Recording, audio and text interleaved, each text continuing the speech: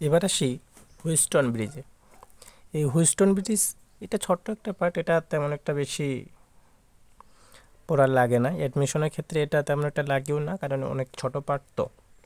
তবে জেনে রাখা ভালো, কারণ বেসিকে কখন কি দিয়ে দেয় বলা যায় না, তাদের ইচ্ছা। তবে যেহেতু খুব ছোট্ট পার্ট, অল্প একটু জেনে নিলেই হবে, যা শুধু খালি মনে রাখার বিষয়। আচ্ছা, হুইস্টন ব্রিজ।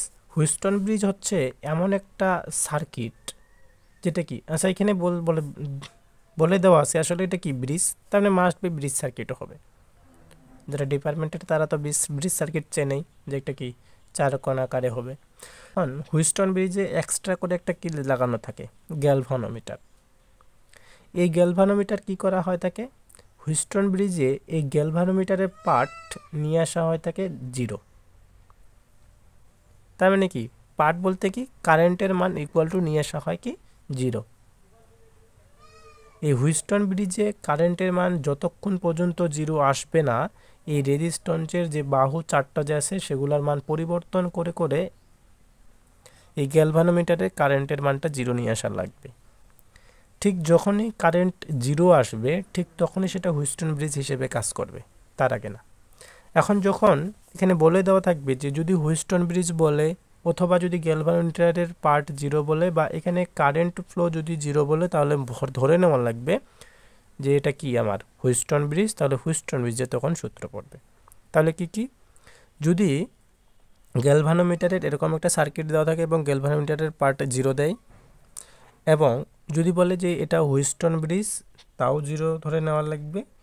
আর যদি বলে দেয় যে এখানে current flow equal to zero, এই তিনটা মনে রাখবো।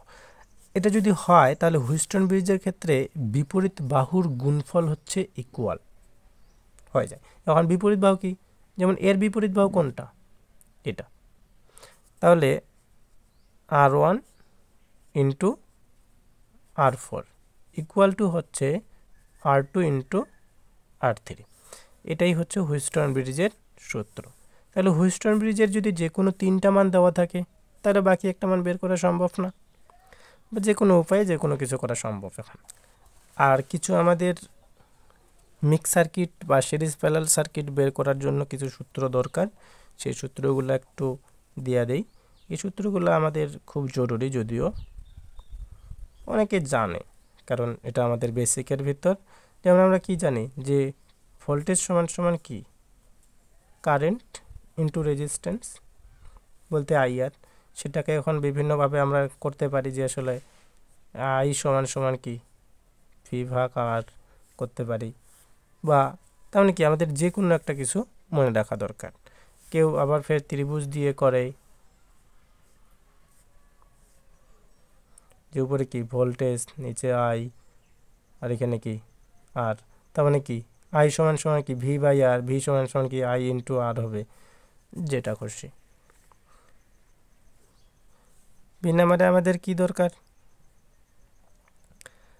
পাওয়ারের সূত্র। আমাদের পাওয়ার দরকার হয়ে থাকে, এর কি ভি আই হয়ে থাকে পাওয়ার সমান সমান, আবার ফের পাওয়ার সমান সমান কি আই স্কোয়ার আর হয়ে থাকে, আই স্কোয়ার আর হয়, আবার ভি স্কোয়ার বাই আরও হয়ে থাকে। এগুলো আমাদের জানা দরকার। আরেকটা আমাদের জানা দরকার যে সমান সমান রেজিস্ট্যান্স, এটা তেমন একটা রাগে না, রোয়েল বাই এ। আর হচ্ছে রেজিস্ট্যান্স, এটা হচ্ছে রেজিস্ট্যান্সের যে গুণাঙ্কটা, আর এল তো হচ্ছে দৈর্ঘ্য, এবং এটা হচ্ছে রেজিস্ট্যান্সের ক্ষেত্রফল।